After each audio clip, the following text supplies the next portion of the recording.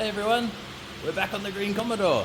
So this is actually my car. I bought it as a cheap little runaround whilst, like, just to and from work while I wait for some stuff to happen in the background and I can get myself a new car. But because of who I am as a person, it's likely to become an ongoing project. So let's have a look at some stuff. Okay, so I have just received the new injectors in the mail. So obviously we're going to be doing a reassembly.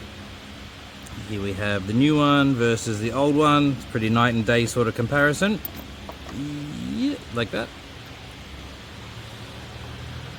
So what I've decided to do is clean out the injector ports because of all of the carbon buildup. And what I'm using is a very soft bristle brush and just some carby cleanup. And what we're going to do is just sort of find the spray. Yeah, we're good.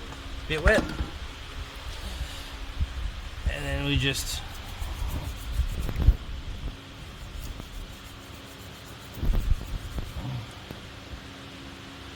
well, that one's actually not too bad. That's nice. First two were pretty horrible, which is what caused me to decide to make this video in the first place.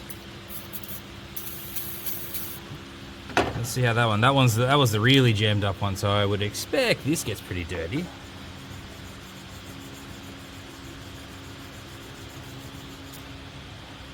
Yeah, not too bad. Cool. So what we're going to do is I'm just going to do all of them and put the injectors in and make sure that it's running right. And after that, most likely going to be changing the spark plugs because that's pretty appalling.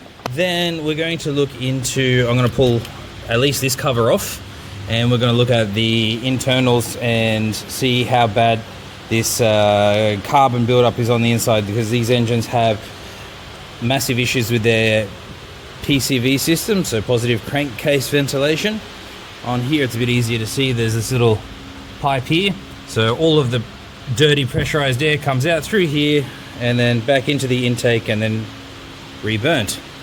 And that port over there is a common problem. It always gets clogged up and then just causes all sorts of issues. So we're going to pull this apart, have a look, and there's a little mod that we can do with that one.